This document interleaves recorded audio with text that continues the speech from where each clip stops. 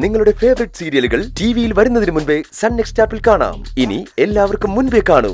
ഇപ്പോൾ തന്നെ sun next app download ചെയ്ത് സബ്സ്ക്രൈബ് ചെയ്യൂ. അച്ഛനൊന്നും മിണ്ടായിരുന്നേ.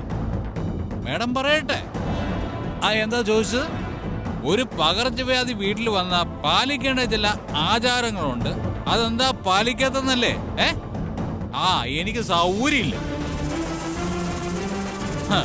സ്വന്തം മകൾക്ക് അസുഖം വന്നപ്പോ അതിനെപ്പറ്റി പറയാനും സങ്കടപ്പെടാനും ദേഷ്യപ്പെടാനും ഒക്കെ നിങ്ങൾക്ക് മനസ്സ് വരുന്നുണ്ടല്ലോ.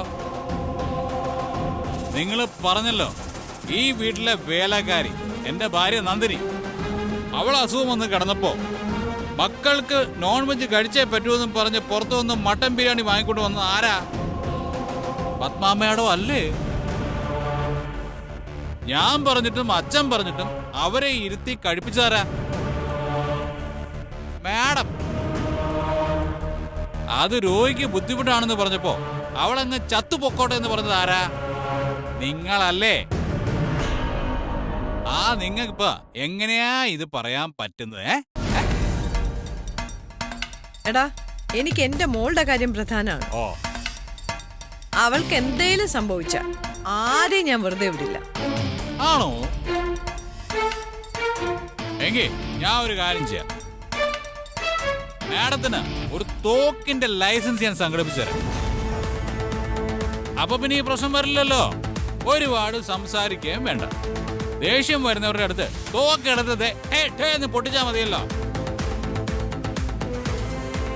സൂര്യ, നീ അകത്തു പോ. പോകാച്ച. അന്ന് ഞാൻ പറഞ്ഞു ഇവരോടൊക്കെ സൂര്യക്ക് ആഘോഷിക്കാൻ ഒരു ദിവസം വരുമെന്ന്. സങ്കടമുണ്ടോന്ന് ചോദിച്ചാൽ നോ, അബ്സല്യൂട്ട്ലി നോ. കാരണം അവള് ഇവരൊക്കെ അനുഭവിക്കേണ്ടവരാ. ഞാൻ ഇനിയും കുടിക്കും.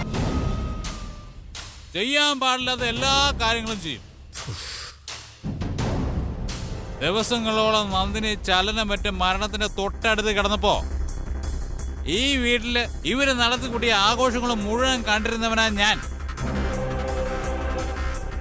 സൂര്യ വിട്ടുകൊടുക്കില്ല.